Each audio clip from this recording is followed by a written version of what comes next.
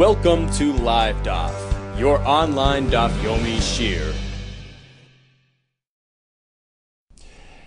Shalom Aleichem and welcome back to today's Daf Yomi Nedarim Daf Zayin. We are right on top of the Amud Yesh Yad Litzdaka, Oy Ein Yad Litzdaka, picking up where we left off yesterday.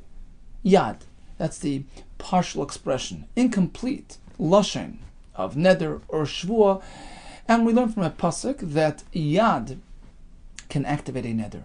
So even if it's just a partial expression, we consider it as a full expression, in which case the neder or shvua is activated. Yesterday we asked, what about the expression of kiddushin if it's done part way? What about designating a portion of my field for payah if it is done in a yad fashion, an incomplete expression? We left it off as a question. Today we're going to add a couple more to that question, to that list of possible situations where yad can work. The first of which is tzedakah. Asks the Gemara, yesh yad litzdaka, oy ein yad litzdaka. Perhaps if a person expressed himself just part way, in an abbreviated tzedakah commitment, does that work or not? Hey Chidami, what exactly do you have in mind? Ilay Mada Amar Hadein Zuzah Litzdaka. Are we speaking that he pointed to a coin? Hadein Zuzah, this coin Litzdaka is designated for tzedakah, and he committed himself to give this coin to tzedakah in that fashion. And then he turns to the next coin on the table, V'Hadein Nami, and this as well. Says the Gemara, How tzedakah atzmahi? That's not a yad, that's a clear-cut, outright commitment. This and this as well. That's not yad. Ella, rather, here's an example of a yad. Kigoin de Amar Hadein. So first he commits coin A, then turns to coin B, and simply says the word Hadein. V'loi Amar Nami. And he fails to add the word Nami. So it's this, and then he says V'Hadein, and this V'Hadein, but without Nami. Mai. How do you treat his words? Shall we say, Hadein Nami Tzedakah Ka'amar? When he said to the second coin, well, this is this and this, he meant, well, this as well will be for tzedakah. So the yad, the abbreviated partial expression, can work. Or perhaps yad does not work by tzedakah. And therefore, when he said v'hadein, it doesn't necessarily trigger a tzedakah commitment. Or Dilma Mai v'hadein will interpret the word v'hadein l'nafkusa ba'al mokamer.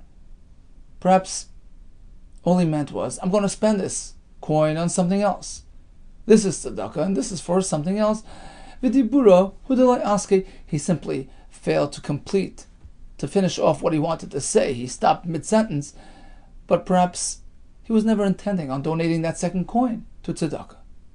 Now, what are the two sides of this coin, of this question? Mi amrinan, shall we say, given the ishkes to karbanos? After all, we find that tzedakah commitments were described in the same pasuk as karbanos commitments.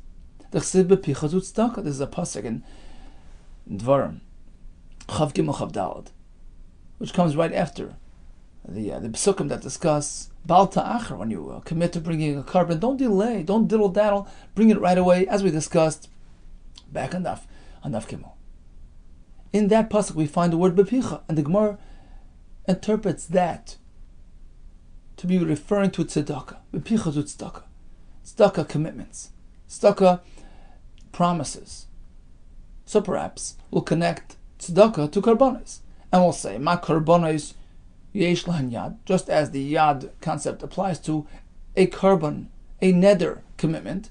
Av tzedakah yesh la yad, likewise, tzedakah commitments come along with the yad option as well. Oidilma, or perhaps lebal ta'achar hu di iskash. The connection is limited only to that specific halacha bal ta'achar. Don't delay your karban, don't delay your tzedakah. But in terms of yad, who's to say that it applies to the tzedakah?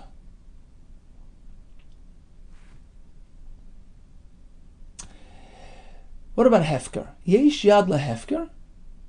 If one turns his item into hefker, makes it ownerless, right? But he only expressed it in an abbreviated fashion.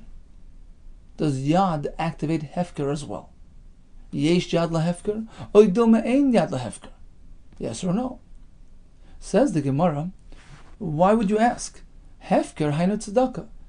Hefker is really sort of a variation of tzedakah. What's the connection between hefker and tzedakah? So Tosfos says, because typically when a person gives away his stuff, what does he really hope for? That a poor person will stumble upon that item and take it, right? May as well do a good deed with my hefker.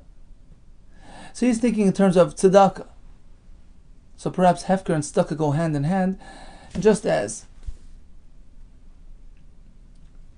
tzedakah perhaps has yad, hefker as well. Imtim tzalema, if you will propose imtim tzalema ka'amar. So the second question, the hefker question, is sort of based on the tzedakah question. If you shall say, imtim tzalema, if it is indeed true, if we shall theorize that yesh yad l'tzedakah, that tzedakah has yad, because the ein hekesh lemechza, once you connect,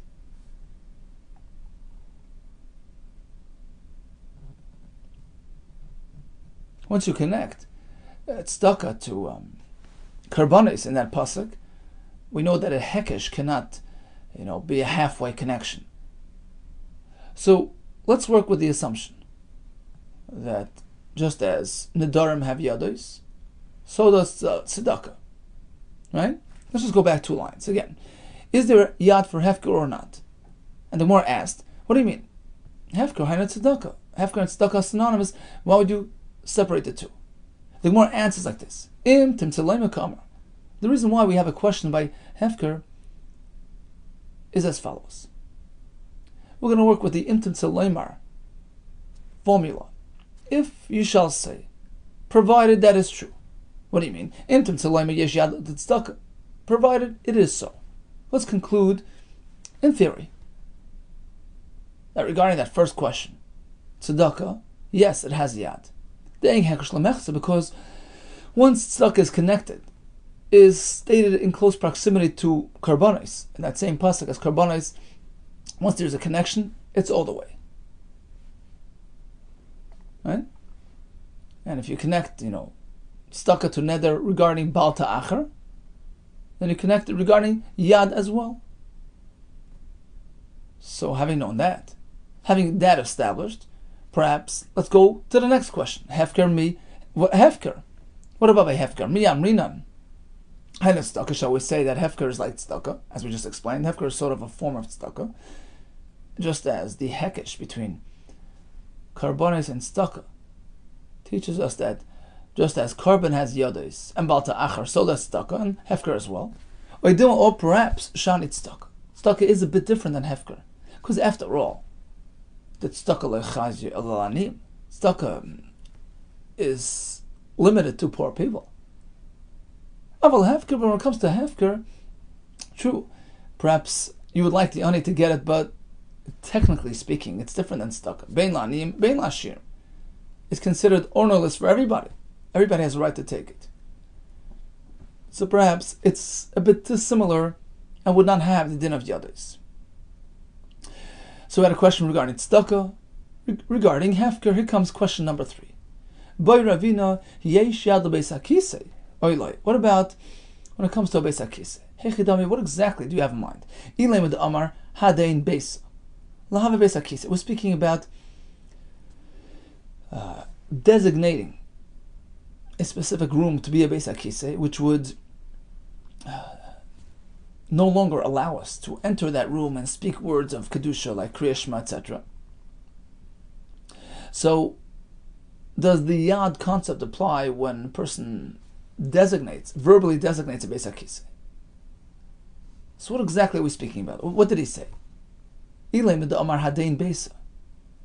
They have a beis hakisei. He points to a specific room. This is going to be the future beis hakisei, and then turns to the room next door, Vadei Nami, this as well. Says the Gemara, well, in this case, you don't need Yad. He clearly specified that both will be a Beis HaKisei. Ahu Beis HaKisei Namiyav. Of course, room number 2 assumes the status of Beis HaKisei. This is not Yad, this is outright designation. Elo, rather, Kigoinda Amar Vadein. After designating room 1 as a future Beis HaKisei, he turned to room 2 and simply uttered the word Vehadein. V'lo Yamar Nami, and failed to add the word Nami. How do we interpret what he said?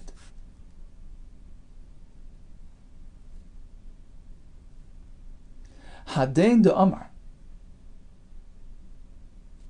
Hadein de Amar. What is it that he said with the word Hadein? V'hadein Nami Beis HaKisei? This too will serve as a future washroom. Or perhaps, V'hadein, when he said the word V'hadein, he meant as a storage room, for other uses. Ka'amar. That's what he was, trying to say, but never had a mind to designate that second room as a Beis HaKisei as well. So this is an example of Yados. It's a partial expression. Does Yad apply to Beis HaKisei? Asks the Gemara. The fact that Ravina is even discussing designating washrooms indicates that he holds that has Zmana by designation. That room can assume the status of Beis HaKisei with all its ramifications. Is that so? Do you mean that Ravina had this clarity? The Yesh Zimun Beis HaKisei, that Zimun, designation, earmarking for future Beis HaKisei use, has ramifications, has repercussions, changes the status of that room. Ravina himself posed this as a question. He's Minil Beis HaKisei Mo. What if a person designates a room for future Beis HaKisei use? Does that change its status? Can you still daven there or not? He's Minil Beis HaMerchatz Mo. Same regarding reserving it as a future bathhouse. Zimun Moil, shall we say designation works? Or perhaps it does not change its status. So why is he discussing Yad of Zimun Beis HaKisei if we haven't even concluded whether Zimun at all works in this context? Yes, says the Gemara, you're right. He wasn't clear on the actual halacha. It was just sort of a theoretical question. Ravina was presenting one question, Migoy Chada, sort of coming out of the other question. Coming boile, that's what he was asking. First of all, question A. Zimun moil, or ein zimun moil? In concept, does designation change a status or not? So designation outright, does that work to make it a Beis HaKisei? Yes or no? I'm not sure. But now, on top of this question, I have another question, which sort of falls out of this question. Im timtzaloyma yesh zimun.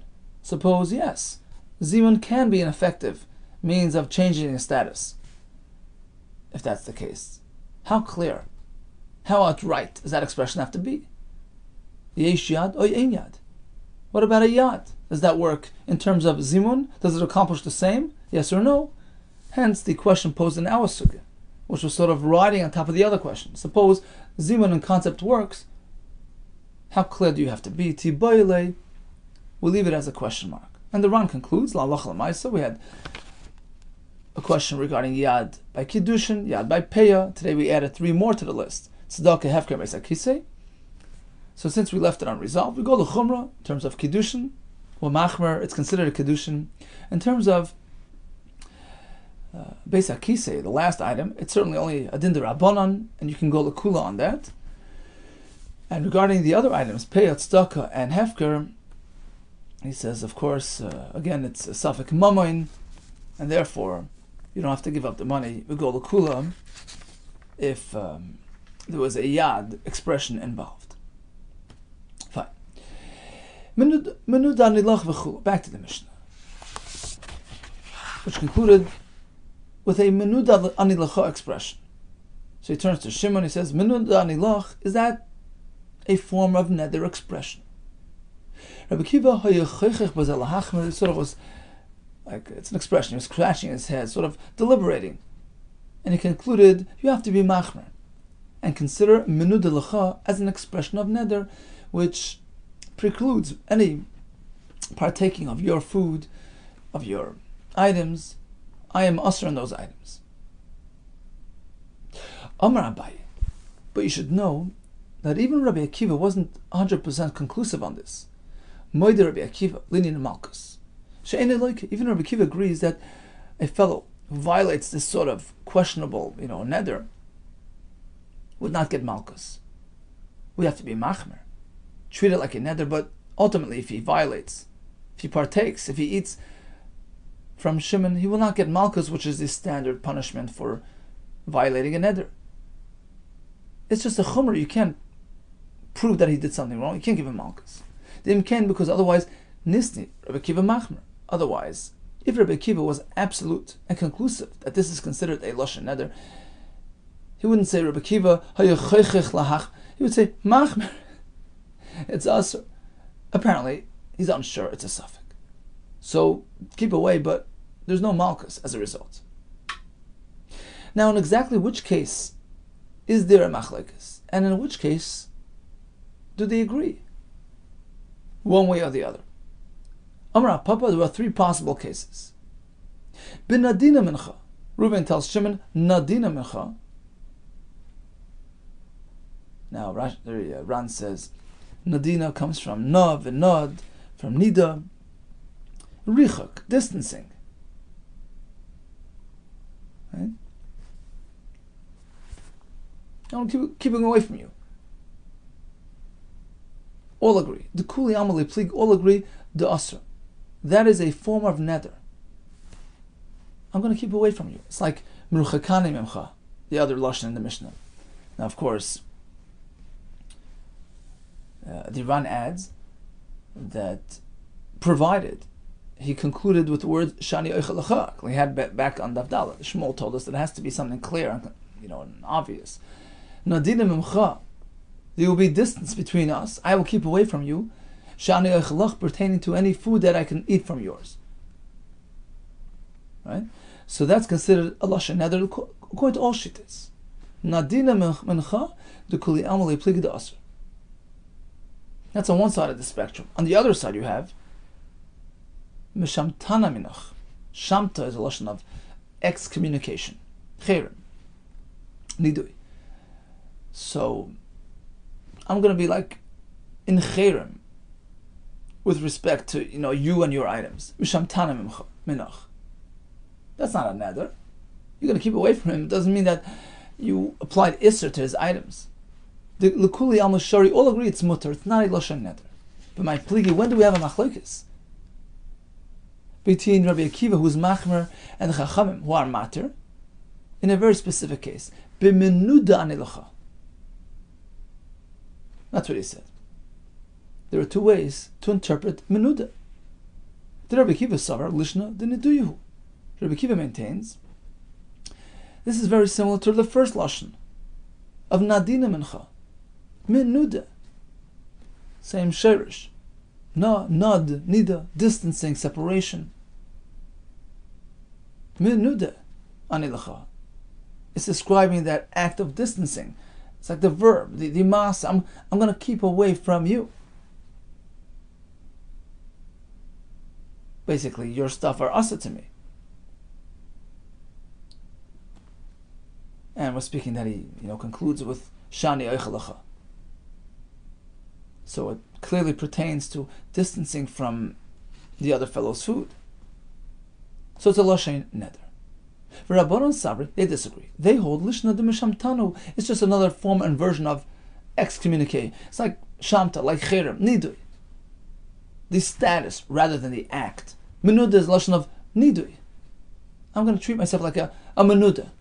So instead of sort of describing the distancing, menuda, I'm going to be distancing myself. I'm a menuda. It's like almost like a status, like a label, like a name. I'm going to treat myself as though I'm in a state of nidui, a state of cherem, a state of excommunication with respect to you. That's personal. It doesn't relate to the actual food belonging to the other fellow, to the actual item belonging to the other fellow, it's not a lashon neder. So nadina is asr. Nadina shaleach lach. Because I'm going to be distanced from, with respect to any of your food. Mishamtana, it's a lashon of chirim. It's just a status. It's a status of being excommunicated. It's not describing an isra cheftza, something pertaining to, the other person's food, other person's items. All agree that's mutter. Menuda is sort of in between. Is it a status, in which case it's mutter, or is it describing distancing, in which case it's asr? So Rabbi Akiva hold it's lashon neder. Rabban hold it's mutter because it's very similar to shamta, to cherem. It's just describing a status of being distant, unrelated to neder. So that's Rav Papa. Upligad Rav Chisda. But this is in disagreement with Rav Chisda, who will hold that by mishamtana as well we have a machlekes, and Rabbi Akiva would consider that to be a lashon neder as well. How do we know this? There was an incident with this fellow, the Amar, who expressed himself like this: mishamtana benichsei or minichsei. I'm going to consider myself in a state of shamta, in a state of cherem, like excommunicated, with respect to the nechasim, the belongings of the son, the braid of Yirmiyah Baba. That was his chant. Asal kamed Rav Chisda. So he comes to Rav Chisda. Am I asr? Is this a neder? Rav Chisda says, don't worry about it. Amar le les lachash laha, les lachash laha de Rabbi Akiva. Don't worry about it, Rabbi Akiva. We don't hold like Rabbi Akiva. He holds it's asr, but we don't agree with him. Now, let's focus on the words that he actually said. Mishamtana, he said. The fact that Rabbi Chisda relates this to the machlekes and seems to indicate very clearly that Rabbi Akiva would consider mishamtana as a form of neder. This shows that because savar b'mishamtana pliga, Rabbi Chisda is of the opinion that the machlekes in the Mishnah pertains to mishamtana, and even there Rabbi Akiva considers it a lashon neder. Okay, before we continue, bottom line is we have three possible expressions. Nadina describes distancing myself from the food that you can offer me, shani eichalach, that's a lashon neder. Menuda anilacha, shani eichalach. Rabbi Akiva says, here as well, it's describing the act of distancing, refraining from having your food, that's lashon neder. Chacham say it's like a lashon of cherem, it's just describing like a status. I'm going to be in a state of disconnect from you, that's not a lashon neder. Regarding mishamtana, according to Rav Papa, certainly that's just describing a status. It's like a lashon of cherem, excommunication. There's no isser there. According to Rav Chisda, the machlekes applies to this case as well. Once we're on the topic of nidui, of cherem, Amar Ila Amara, nido bifanav. Suppose the chacham applied a nidui. This is just a form of cherem, of excommunication. So he did it directly, in person. You are in a state of nidui. Ein matir lo el b'fanav. So a person misbehaved. He was deserving of nidui, of being put in cherem. You do it personally in front of the perpetrator. Then you have to remove it in his presence as well. When it comes time to remove it, you can't do it at a different location. You have to come back and do it in front of him, or summon him to the bezin, and they'll do it in front of him. Nido shalai b'fanav, but if the nidu took place when he wasn't around, in that case, matir lo bein b'fanav, bein shalai b'fanav, they can be matir, they can remove that status whether he's here or not. And the Ran explains, based on the Yerushalmi, it's based on the concern of chashad, because one day he says, look, I'm in cherem. Next day suddenly everybody's associating with me. What happened? They're violating the cherem, the nidui. He won't know that they already revoked, they removed, they expired, they canceled the nidui. So in order to remove any concerns of inappropriate appearances, right, to remove any misconception of people perhaps thinking that the nidu is being violated, you have to remove it and cancel it in front of him. So if the nidui was applied in his presence, you have to call him back and remove it in his presence. But if the nidui was applied shaloi b'fanav, but he wasn't here, then the fellow's thinking, okay, look, just as they applied it without me being there, they perhaps removed it. So when he sees people, going near him and dealing with him, he'll think, okay, for some reason they decided to cancel the nidui. They didn't inform me. It's okay. Just as they activated it without my consent, without my knowledge, they removed it as well. If one hears his friend uttering Hashem's name in vain, chas v'shalom, it's a terrible avera. He has to turn around and place his friend in a nidui state. And if he failed to do that, he ignored his friend's violation, then he himself deserves to be in nidui as well for ignoring what happened and failing to step forward and protect Hashem's honor. Because this type of behavior is very, very destructive. Shekol mokem she'askoras Hashem mitzuya. Whenever chas v'shalom Hashem's name is mentioned in vain, and of course it's a violation of the pasuk as Hashem l'kechatira, which instructs us to treat Hashem's name with utmost reverence. So in a place where they violate, they negate this halacha, sham aniyus mitzuya, poverty is prevalent in that place. So this leads to aniyus. And how severe is aniyus? V'aniyus kemis, aniyus is equated with death. Shenemar, how do we know that? Pasuk says, Ki mesu kol anoshim. This is by Moshe Rabbeinu, when Hashem tells him, go back, don't worry, go back to Mitzrayim. Your pursuers, Dosan v'Aviram, had already passed away. They're dead. And the question is, we know that they were around throughout the Midbar, most notably during the machlekes between Korach and Moshe Rabbeinu. They were there. So what did Hashem mean when he said, Mesu? They already passed away. We learn from here that there are other forms of passing. When one loses his moment, when he becomes poor, he loses his power and his influence. That is tantamount to Misa.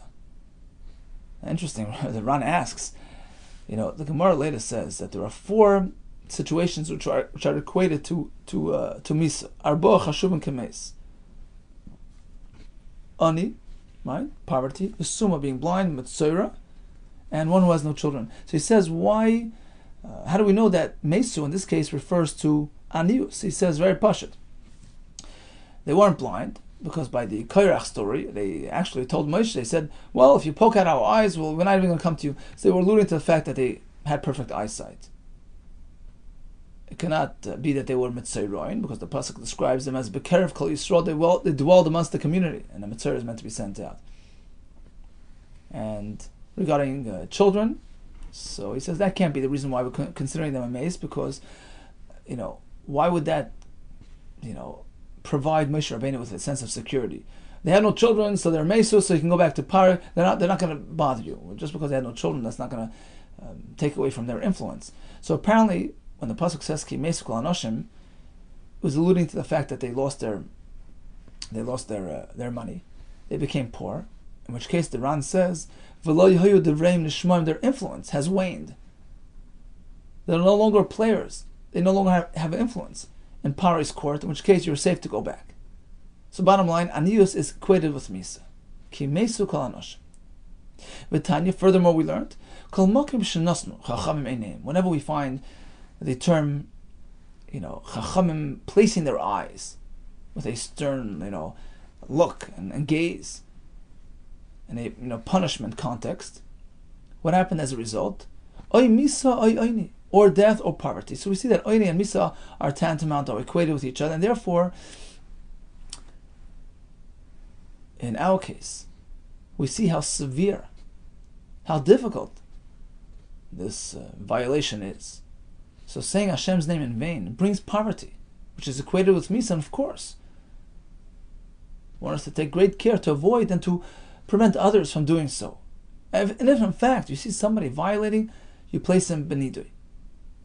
Now, how do we know that mentioning Hashem's name brings bracha? Right, the Gemara says violation and negating Hashem's name, mentioning Hashem's name for naught brings poverty. The opposite of what it should bring when it's mentioned in proper context. So how do we know that? So the Iran says, because the pasuk says, "B'chol hamokim asher asker shmi avo elecha berachticha." At any place where my name, Hashem speaking, Hashem says, any place where my name is mentioned in a positive context, avoy elecha berachticha, I'll come and provide you with bracha. Says the Ran, the fact that Haskaras Hashem in a positive mitzvah context generates blessing and abundance. Likewise, on the flip side, conversely, mentioning Hashem's name for naught is goyrem aniyus, takes away bracha chas v'shalom, and as we learn, bracha taken away is equated with misa, and therefore one is to take great care to prevent this type of situation. Says the Gemara, Amar Rabbi Abba Havakaimna. I was standing Kamei de Rav Huna, in front of Rav Huna, Shama, and I was observing the following. Shama lach itasa, Rav Huna hears this woman, the Abka Askoras Hashem Latala, who was mentioning Hashem's name for naught. Shamta. Rav Huna turned around and placed her in Cherem. But right away, he undid the Cherem. V'shor la'alter ba'pa. Immediately, he released her from the Cherem, but it was ba'pa in her presence. And I learned 3 halachos from that episode. Number 1, Shema Minot Las. I heard 3 things. Shema Minot I learned. Number 1, Hashemei Askoras Hashem Pi Chaveru. When one hears his friend mentioning Hashem's name in vain, Tzorchen Nadoisai, he should put him in Cherem. Number 2, V'shema Minot Nido Befanav. When he applies a nidoi directly in person, ein matirin lo el befanav, the heter, the release can only take place in his presence, as we learned before. Ushmamna, the third thing I learned, ein bein nidul hafarav leklum, the time gap between activating the neder and canceling the nidui. And canceling the nidui can just be a short moment. You don't need to wait, a minimum of 30 days. The point is just to send a message. Just as Rav Huna did, in and out. Omer Rav Gidla Marav, Talmud Chacham, Menad la'atzmai, u'mefer la'atzmai. A Talmud Chacham, who considers himself in violation of halacha and deserving of nidui, he has the ability to apply the nidui state to himself, personally, as well as the ability to be mefer, to disrupt, to cancel, to terminate the nidui. Pshita, of course. Why would I think otherwise? Maudatema, perhaps. Ein chavash mater atzmai beis asurim is a common phrase. One who is tied up, one who is imprisoned. A chavash can't release himself from prison. You need an outsider to help you. Perhaps once the chacham has placed himself in a state of nidui, he can't just turn around and undo it to himself. Kamashmon the chilishus he could. Hey chidami, give an example. This type of case, Kihad Marzutra Chasida, as per Marzutra the Chassid. Kimcha Yibbar Birav Shamta. If it so should happen that one of the Talmidim in the yeshiva was deserving of Shamta, of Cherem, of Nidui, what would Marzutra do? Meshames Nafshi Beresha. First, he would place his own self in Cherem, in Shamta, out of deference to the Talmud, out of kavod. Look, I'm in this with you. We're together in this situation. V'hadar meshamet babirav, and then he would turn around and offer a shamta to the Talmud.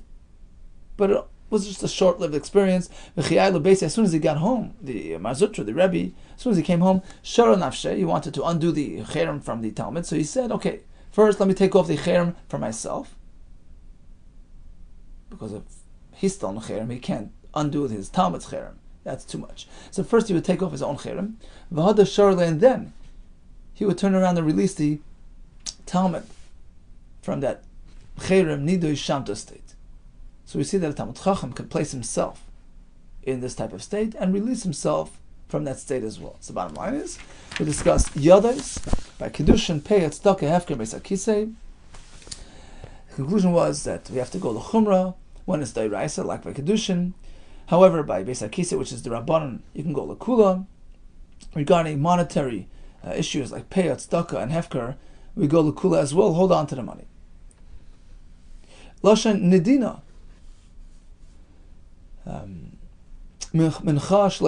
Certainly is considered a lashon of distancing, of limiting yourself from the other friend's food. It's a lashon of neder.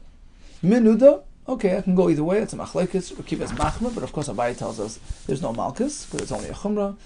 Mishamtina, well, according to Rav Papa, it's certainly okay. According to Rav Chizda, they say machlekes applies to that case as well. We learned several halachas regarding nidui, which is a form of cherem. If one should hear somebody speaking Haskaras Hashem Lavatala, it's very dangerous. Put him in nidui.